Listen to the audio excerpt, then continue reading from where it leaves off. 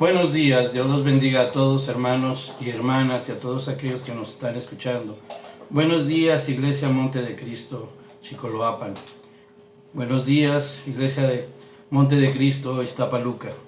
A todos ustedes les deseo que tengan la bendición de Dios con todos ustedes y que reciban el mensaje del día de hoy para edificación y para bendición. Le pido a Dios en esta mañana y en este día, Señor, que tu misericordia y tu gracia esté con nosotros, Señor, y que la palabra que hoy voy a compartir sea palabra tuya y no palabra de hombre, ni argumento racional de un ser humano, sino palabra tuya, palabra de verdad. Te pedimos, Señor, en el nombre poderoso de Jesús, que hoy a todos aquellos que escuchen este mensaje sea de bendición en sus vidas. En el nombre poderoso de Jesús. Amén. Bueno, hoy quiero decirles que el tema de hoy que voy a compartir es Jesucristo es el camino. Y quiero que vayamos a un versículo de la primera carta a Timoteo. En el capítulo 2, versículo 5 dice: porque hay un solo Dios y un solo mediador entre Dios y los hombres, Jesucristo hombre. Hay dos acontecimientos que sobresalen en la vida de David. El rey David. Ahí en el Antiguo Testamento podemos leer acerca de su vida y desde que Samuel lo ungió para rey, cómo derrota al gigante Goliat, cómo se casa con la hija de Saúl, Mical. También cuando huye y escapa en varias ocasiones de la lanza de Saúl, que lo quería matar, y varios acontecimientos hay en la vida de David. Pero dos sobresalen. Y le voy a decir por qué sobresalen. Por la disposición del corazón de David. Uno se encuentra ahí en el capítulo 6 del segundo libro de Samuel. Y es acerca de cuando David quiere transportar el arca del pacto a Jerusalén. El otro acontecimiento es cuando David quiere construir un templo para el Señor. Ahí denota la disposición del corazón de David y del amor que David tenía para con Dios. En 2 de Samuel capítulo 6, y hoy vamos a leer nuevamente este pasaje, pero no darle una nueva interpretación, porque la interpretación solo es una. Pero la aplicación en nuestras vidas, como dijo Pablo, todo esto se escribió para enseñanza nuestra, como ejemplo para que pudiésemos nosotros aprender espiritualmente en nuestras vidas. Es la aplicación, pues la palabra de Dios es viva y eficaz. Y ahí en 2 de Samuel capítulo 6 viene el deseo y el intento de David de llevar el arca del pacto a Jerusalén. Y déjeme decirle que el arca del pacto representaba la presencia de Dios entre su pueblo. Eso era lo que representaba para la nación de Israel. Dios había establecido, ahí en el libro de Éxodo lo podemos leer, acerca de la construcción del tabernáculo, que era el lugar donde ellos podían tener una comunión con Dios, y había tres lugares de acuerdo a la cercanía, a la relación y comunión con Dios, que eso representaban. En el atrio, que es la parte exterior, venía a ser el altar de holocaustos, la fuente de bronce. Ahí se resolvía el problema del pecado. Ahí eran los sacrificios que tenían que ver con el perdón, ¿verdad? Cubrir el pecado por medio del sacrificio que Dios había establecido en el Antiguo Testamento para el pueblo de Israel. Después estaba el lugar santo, propiamente ya era dentro de lo que se puede considerar el tabernáculo. Ahí representaba la adoración y la persona de Cristo, y estaban el candelero de oro, el altar de oro y la mesa de los panes de proposición. Y más al interior, un lugar al cual solamente podía acceder el sumo sacerdote, y eso una vez al año, mediante todavía un lavamiento y un holocausto que tenía que hacer por sus propios pecados, estaba el lugar santísimo, donde se encontraba el arca del pacto. Y arriba del arca del pacto, la tapa del arca, el propiciatorio, ¿verdad? Donde estaban dos querubines representados, y ahí en ese lugar es donde Dios se reunía con su pueblo. Esa es la descripción, todo esto, de Cristo en el Antiguo Testamento. Ese es el tipo de Cristo representado ahí en el Antiguo Testamento. No tenemos una representación en la Biblia, de una descripción de la apariencia física de nuestro Señor Jesucristo. No tenemos un indicio de su apariencia física, no sabemos si su tez era blanca o negra o moreno, eso no lo tenemos. Su descripción de la personalidad está en el tabernáculo, no la apariencia física. A Jesucristo muchas personas lo han querido representar en su apariencia física, y lamentablemente lo único que han provocado es idolatría hacia una imagen.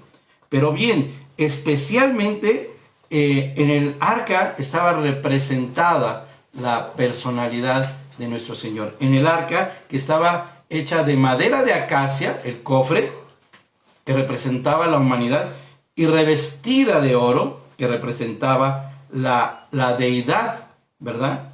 Era no es que estuviera hecha de madera o que estuviera hecha de oro, sino de madera y oro. Y era representando la deidad y humanidad de nuestro Señor. El Dios hecho hombre, revestido de deidad, la humanidad del Señor. Y llegaron en un momento determinado el pueblo de Israel a idolatrar el cofre, a idolatrar, a tener una imagen tal vez supersticiosa de lo que representaba el arca. Cuando los filisteos la capturaron y por supersticiosos la devolvieron en un carro al campo de Abinadab, y se quedó ahí por años se quedó.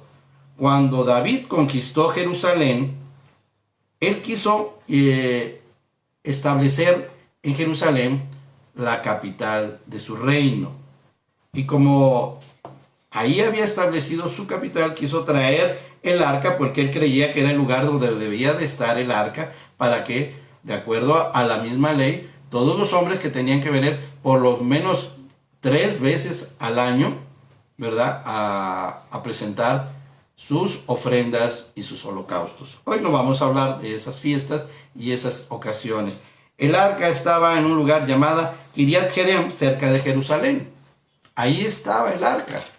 Y de ahí David quiso trasladarla a Jerusalén. El amor y la pasión de David por Dios está representada en varios salmos. En el Salmo 9.1 dice: te alabaré, oh Jehová, con todo mi corazón, contaré todas tus maravillas. En el Salmo 103, versículo 1 dice: bendice alma mía a Jehová, y bendiga todo mi ser su santo nombre. En el Salmo 108, versículo 1 dice: mi corazón está dispuesto, oh Dios, cantaré y entonaré salmos. Esta es mi gloria. Esa es la expresión de David del amor y la pasión que tenía por Dios. En un primer intento que hizo de manera equivocada David, no conforme a lo que Dios había ordenado para su traslado, y este es un tema de gran importancia para David. De hecho, hay por lo menos 11 salmos que hablan de este acontecimiento, del traslado del arca de donde estaba en los campos de Abinadab hacia Jerusalén. Sin embargo, a pesar de que representaba, etcétera, la presencia de Dios entre el pueblo de Israel, David sabía perfectamente dónde estaba el Señor, y sabía que Él no estaba en el cofre. Dice el Salmo 123, versículo 1: a ti alcé mis ojos, a ti que habitas en los cielos. Nunca hay que perder de vista la presencia de Dios como omnipotente, omnipresente, pero sobre todo lo creado no es lo mismo que el creador. No caigamos en ese error, porque ese es el primer paso hacia la idolatría. Muchas personas, en vez de buscar al creador, al que tiene el sustento de todo, al que nos dio la vida, al que nos dio por medio de su palabra la revelación de su ser y de su voluntad, vemos a las personas que transmiten, idolatramos, ya sea llámese sacerdotes, pastores, etcétera, y empezamos a idolatrar gentes o idolatrar objetos. Eso es un gran error que cometemos. Tenemos que tener un amor a Dios y ubicarnos bien quién es. Él es el creador de todo, el que sustenta todo, pero sobre todo, Él es el que nos da la vida y el que tiene para nosotros un camino de salvación, de redención. Jesucristo es el camino. Pero sabía que en ese momento el acercamiento de Dios tenía que ser por medio del arca. Esto para David esto era muy importante. Era la figura de Jesús en el Antiguo Testamento. Dice ahí en Primera de Timoteo, vamos nuevamente al pasaje que leímos al comienzo de esta transmisión, en Primera de Timoteo capítulo 2, pero vamos a leer desde el versículo 1, en Primera de Timoteo capítulo 2, versículo 1 al 6. Dice ahí: exhorto ante todo a que se hagan rogativas, oraciones, peticiones y acciones de gracias por todos los hombres, por los reyes y por todos los que están en eminencia, para que vivamos quieta y reposadamente en toda piedad y honestidad. Porque esto es bueno y agradable delante de Dios nuestro Salvador, el cual quiere que todos los hombres sean salvos y vengan al conocimiento de la verdad. Porque hay un solo Dios y un solo mediador entre Dios y los hombres, Jesucristo hombre, el cual se dio a sí mismo en rescate por todos, de lo cual se dio testimonio a su debido tiempo. Mire, la presencia del arca en el pueblo de Israel era la mediación que ellos tenían para tener una comunión con Dios. Por eso era importante. Hoy en día nosotros tenemos un camino abierto al Padre en el cual solamente podemos llegar, y es Jesucristo nuestro Salvador. Dice ahí en 2 de Samuel, el pasaje que estamos hoy tocando, ahí en capítulo 6, versículo 1 al 3, dice: David volvió a reunir a todos los escogidos de Israel, 30,000, y se levantó David y partió de Balá de Judá con todo el pueblo que tenía consigo, para hacer pasar de ahí el arca de Dios, sobre la cual era invocado el nombre de Jehová de los ejércitos, que mora entre los querubines. O sea, no había lugar a dudas y no había lugar a error. Pusieron el arca de Dios sobre un carro nuevo y la llevaron de la casa de Abinadab, que estaba en el collado, y Usa y Ahío, hijos de Abinadab, guiaban el carro nuevo. Ahí se equivocó David. Dios había dado instrucciones específicas en cuanto al transporte del tabernáculo y su mobiliario, y David no siguió esas instrucciones. Alguien dirá: bueno, los filisteos que se llevaron el arca de esta manera, no les sucedió nada en su momento cuando la trasladaron y la fueron a abandonar. Tome en cuenta que ellos actuaron en su ignorancia. O sea, los filisteos no tenían la palabra de Dios, no les había sido dada a ellos la ley. La palabra de Dios, la ley, les fue confiada al pueblo de Israel. La luz del conocimiento crea responsabilidad. Por eso dice la Biblia que al que más sabe, más se le demandará.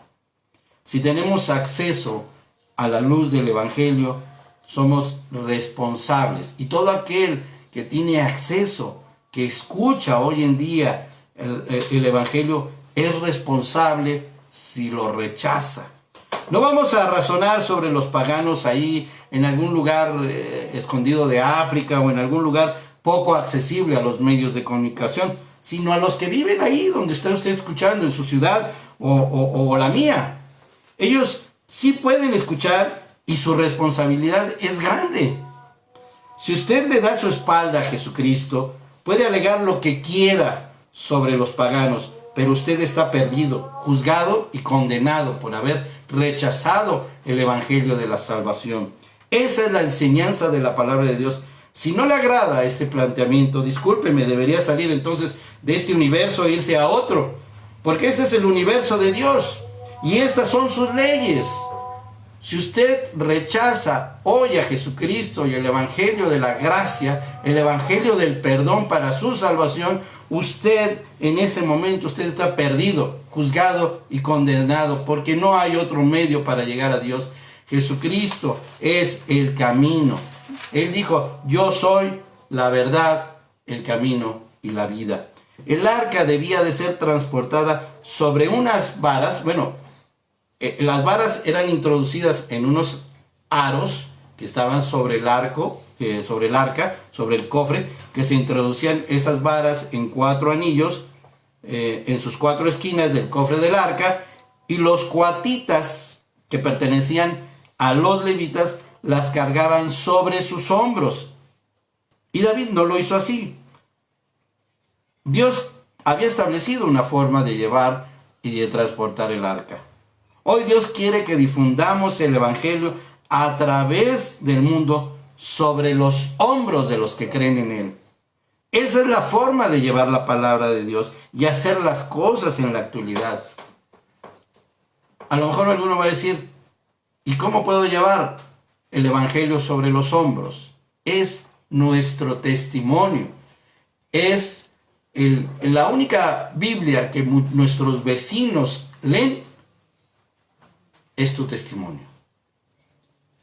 Si muchos creyentes que se dicen ser cristianos, que están en la iglesia, que se congregan, no leen la Biblia, cuanto menos una persona que no cree en Jesucristo.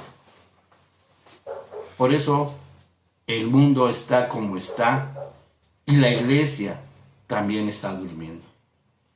Es tiempo de hacer las cosas como Dios quiere que las hagamos, de la manera correcta.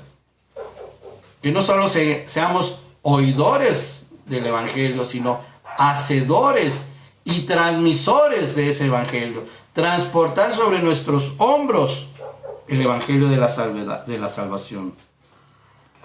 Murió Usa por aquel atrevimiento que tuvo y extendió su mano para que no se cayera el arca, o él pensaba que se iba a caer el arca. Esto provocó malestar en David, pero también temor de Dios. Dice ahí en 2 de Samuel, capítulo 6, desde el versículo 4, dice, y cuando lo llevaban de la casa de Abinadab, que estaba en el collado con el arca de Dios, ahí iba delante del arca, y David y toda la casa de Israel danzaban delante de Jehová con toda clase de instrumentos de madera, de haya, con arpas, salterios, panderos, flautas y címbalos. Cuando llegaron a la era de Nacón, Usa extendió su mano al arca de Dios y lo sostuvo porque los bueyes tropezaban. Y el furor de Jehová se encendió contra Usa y lo hirió allí Dios por aquella temeridad y cayó muerto junto al arca de Dios.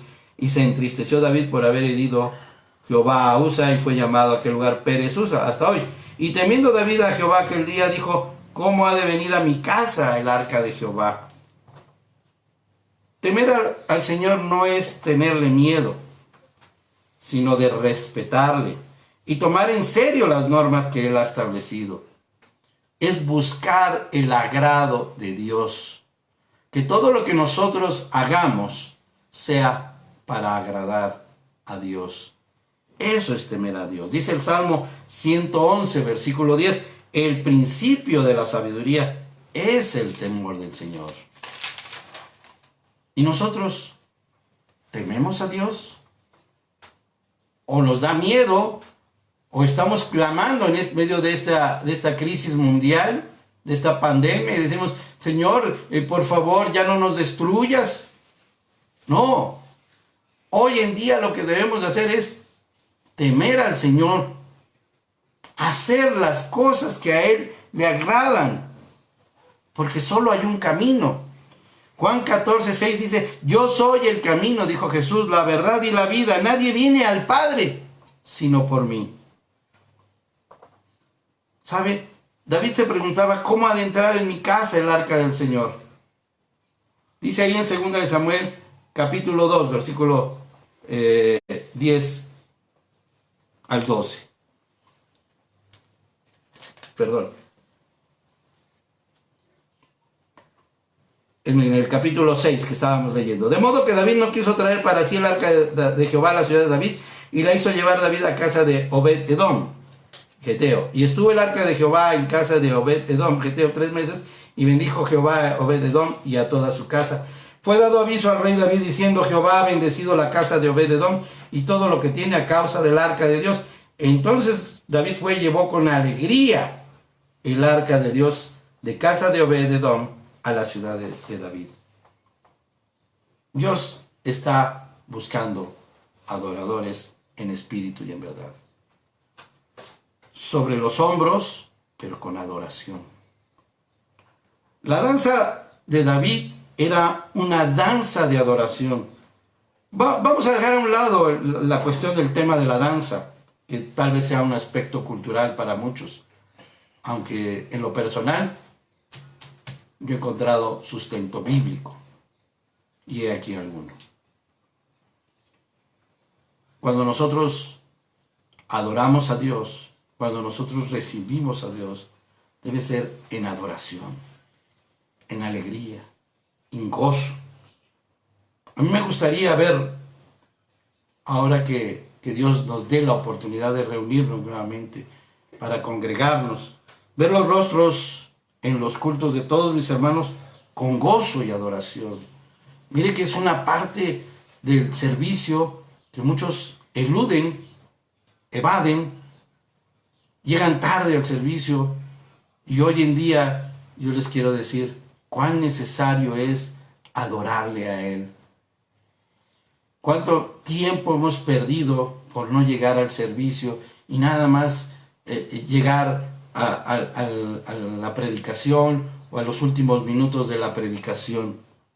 Dice el verso 15 y 16 del capítulo que estamos leyendo, así David y toda la casa de Israel conducían el arca de Jehová con júbilo y sonido de trompeta. Cuando el arca de Jehová llegó a la ciudad de David, aconteció que Mical, hija de Saúl, miró desde su ventana y vio al rey David que saltaba y danzaba delante de Jehová, y le menospreció en su corazón. Lo de Mical es aparte. Finalmente Dios trató con ella y quedó estéril, que era una de las situaciones más difíciles para una mujer en Medio Oriente, el no tener hijos. Dice el verso 17, metieron pues el arca de Jehová y la pusieron en su lugar en medio de una tienda que David le había levantado, y sacrificó David holocaustos y ofrenda de paz delante de Jehová. Los holocaustos que David ofreció ilustraban y representaban la persona de Cristo. Ofrendas de paz y de reconciliación. Hablan de la paz que sería lograda por medio de la sangre que se derramaría en la cruz, y que hoy nosotros sabemos que se ha cumplido. La muerte de Usa o las danzas de David, lo importante es que veamos la lección espiritual que Dios tiene para nosotros. David tenía una maravillosa relación con el Señor. Hoy, cuando abrí mis ojos por la mañana, a las 6 de la mañana, lo primero que hice fue darle gracias a Dios, bendecir su nombre. Mire que el desprecio de Mical fue una situación deplorable, y que muchas veces nosotros, como hijos de Dios, como creyentes, tenemos que afrontar, a veces hasta en nuestra propia casa. Mire lo que dice el versículo 20 del pasaje que estamos leyendo. Volvió luego David para bendecir su casa. Y saliendo Mical a recibir a David, dijo: cuán honrado ha quedado hoy el rey de Israel, descubriéndose hoy delante de las criadas de sus siervos, como se descubre sin decoro un cualquiera. Entonces David respondió a Mical: fue delante de Jehová quien me eligió en preferencia a tu padre y a toda tu casa, para constituirme por príncipe sobre el pueblo de Jehová, sobre Israel.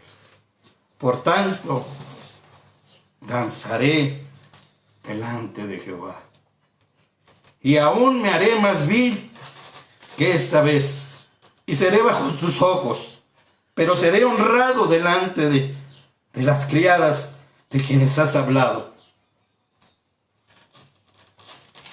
Dios me eligió, y yo me regocijaré delante de él.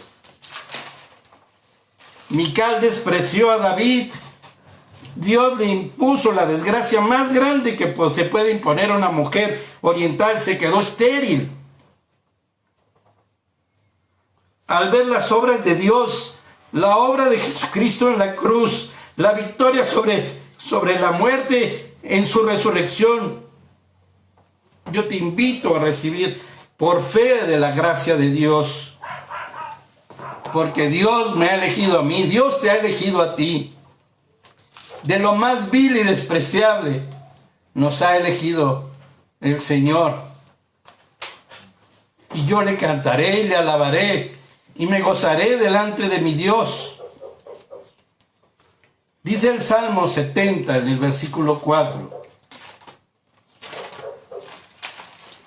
Mucha gente, hermano, antes de leerlo, se está muriendo sin conocer de Cristo. Ahí donde estás empieza. Ahí en tu hogar, en tu casa, con los pocos que llegas a tener contacto. Sobre tus hombros lleva el evangelio de la gracia. Transmite la salvación de Cristo. Somos sacerdotes y de lo más vil y despreciable Dios nos eligió. Dice el Salmo 70 en el versículo 4. Gócense y alégrense en ti todos los que te buscan, y digan siempre los que aman tu salvación: engrandecido sea Dios, porque Dios es grande, Dios es maravilloso, y Dios te ha elegido a ti, porque murió por todos para el perdón de nuestros pecados. Dios los bendiga. Vamos a orar. Bendito Dios Padre Todopoderoso, yo te doy gracias, Señor, porque en tu misericordia tú me has usado, Señor. Yo inmerecidamente pues no soy nada, Señor, delante de nadie. Yo el más vil y despreciable, el peor de los pecadores, Señor. Tú me levantaste y me pusiste a servirte, Señor. Y te alabo y declaro que eres grande, Señor, porque tú eres grande. Te pido, Señor, que esta palabra sea de bendición para los que la escuchan, y que tu evangelio se difunda por todo el mundo, Señor. Que todos tengan la oportunidad de escucharte, que todos tengan la oportunidad de salvarse. Que no muera nadie más hoy, Señor, sin haberte conocido, sin haberte reconocido como su Señor y Salvador. A ti sea la gloria y la honra por siempre, mi Señor Jesucristo. Amén.